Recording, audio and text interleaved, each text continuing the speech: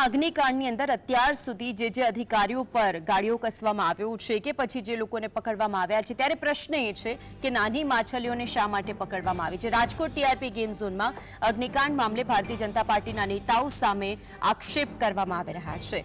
Game ઝોનમાં આગ લાગતા ભાજપનો આંતરિક જૂથવાદ છે કે જે હવે સીધો કમલમ સુધી પહોંચી ગયો છે। આંતરિક જૂથવાદ કમલમ સુધી પહોંચ્યો। ભાજપ કમલમમાં નામજોગ છે જે લેટર બોમ્બ પહોંચી ગયું છે, કારણ કે જે નેતાઓ છે તેઓની ફરિયાદ અહીં સુધી પહોંચી છે, જેમાં પૂર્વ મેયર આવી ગયા, પૂર્વ શહેર પ્રમુખ, યુવા મોરચાના આગેવાનો સામે આરોપ મૂકવામાં આવ્યો છે। જે જૂથવાદ હતો તે હવે છેક ભારતીય જનતા પાર્ટી કમલમ સુધી પહોંચ્યો। તત્કાલીન એમડી સાગઠિયાની તમામ સાથે સાંઠગાંઠ હોવાનો ઘટસ્ફોટ થયો છે અને આ લેટર બોમ્બ સાથે પુરાવા પર જોડાયા હોવાનું સામે આવ્યું છે। ન માત્ર વાતો, પરંતુ તે પુરાવા પર આ લેટર બોમ્બની જોડે મોકલવામાં આવ્યા છે। ટીપીઓને સાથે રાખી કરોડો અને અબજોના જમીન કૌભાંડ કર્યા હોવાના પણ પુરાવા છે।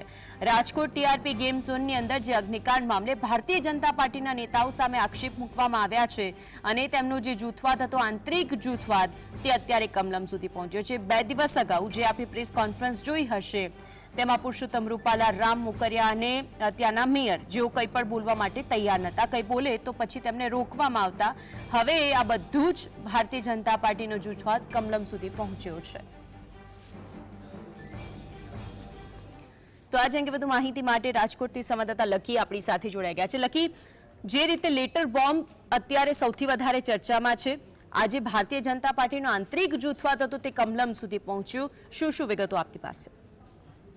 જે આપને જણાવી દઉં કે આ અગ્નિકાંડે હવે જે આંતરિક જૂથવાદ છે ભાજપનો તે ઉઘાડો કરી નાખ્યો છે। સૂત્રો તરફથી એક એવી માહિતી સામે આવી છે કે રાજકોટના પૂર્વ મેયર, રાજકોટના પૂર્વ શહેર પ્રમુખ ભાજપના અને રાજકોટના જે યુવા આગેવાનો છે તેની સાથે જે ધરપકડ કરાયેલા તત્કાલીન ટીપીઓ મનસુખ સાગઠિયાની ક્યાંક ને ક્યાંક સાંઠગાંઠ હતી। જો વાત કરવામાં આવે એમડી સાગઠિયાની, તો તેમની કરોડોની સંપત્તિ અને જે ઘર તેમજ રહેણાંક વિસ્તારમાં જે એસીબી દ્વારા ટ્રેપ ગોઠવીને સર્ચ ઓપરેશન હાલ તો હાથ ધરવામાં આવી છે। તો 2 દિવસ પહેલાની વાત કરવામાં આવે તો તેમની ઓફિસમાં પણ જે સર્ચ ઓપરેશન હાથ ધરાયું હતું, ત્યારે હવે લેટર બોમ્બ ક્યાંક ને ક્યાંક કમલમ સુધી પહોંચ્યો છે અને આ કમલમ સુધી પહોંચેલા લેટર બોમ્બમાં નામજોગ ફરિયાદ છે તે કરવામાં આવી છે।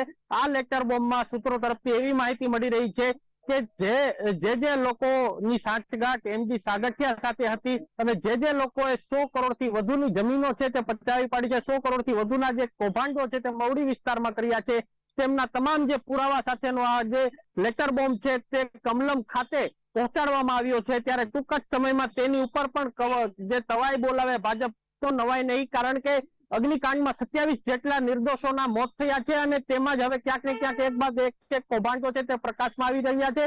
જો રાજકોટની વાત કરવામાં આવે તો 4 જેટલા મનપાના અધિકારીઓ છે તેમની ધરપકડ કરવામાં આવી અને તેમના દ્વારા જે તાત્કાલિક ધોરણે જે નામદાર કોર્ટ દ્વારા પણ તેમને 12 દિવસના રિમાન્ડ છે તે મંજૂર કરવામાં આવ્યા છે।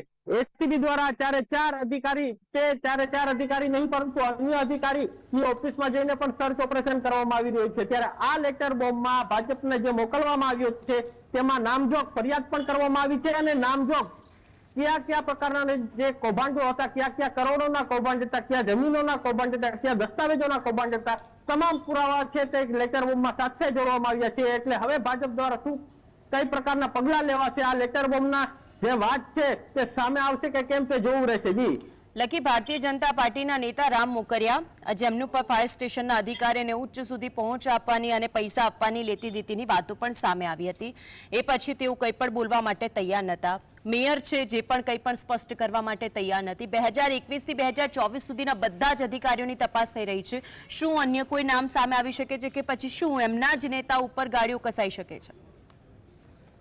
એવી પણ ક્યાંક ને ક્યાંક માહિતી સામે આવી રહી છે કે 4 જૂન કે જ્યારે ભાજપ આ જે કહી શકાય કે લોકસભાની ચૂંટણી નું જે રિઝલ્ટ આવી જાય ત્યાર પછી ભાજપ છે તે ઉપરથી લઈને નીચે સુધીના જે માળખામાં બદલી કરી શકે છે તેવી જે વાત છે તે બદલાવ કરી શકે છે તેવી વાત છે તે સામે આવી રહી છે। પરંતુ અહીં સવાલ એ છે કે તમે જ્યારે જે અધિકારીઓ, જે તત્કાલીન અધિકારીઓ હતા, જે અત્યારે છોડી ચૂક્યા છે પોતાની જગ્યાને, તેમની બદલી બીજા સ્થળે થઈ ચૂકી છે, તેમના ઉપર પણ તેમની પૂછપરછ કરવા માટે જે એસઆઈટી દ્વારા તેમને બોલાવવામાં આવી છે, ત્યારે જે મોટા મગરમચ્છો છે, જે નેતાઓ છે, જે તે વિસ્તારના નેતાઓ છે કે તેમની સંપૂર્ણપણે જવાબદારી જે આવે છે, લોકોએ તેમને ખોબલે ખોબલે મત દઈને ચૂક્યા છે, તેમની પણ અહીં જવાબદારી આવે છે. તો ત્યારે તેમને કેમ નથી બોલાવવામાં આવતા એસઆઈટી દ્વારા?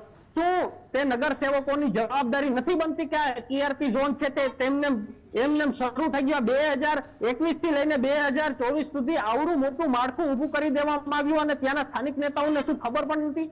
તેમાં તો 2 નેતા એવા છે કે તે ટીઆરપી ગેમ ઝોનના 500 મીટરના અંતરે રહે છે.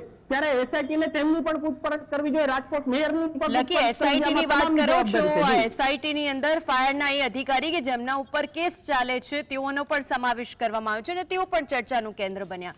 બીજી તરફ એમડી સાગઠિયા જેનું આ જે નામજોગ લેટર આપવામાં આવ્યા છે તેની સાથે કયા કયા નેતાઓના નામ હોઈ શકે?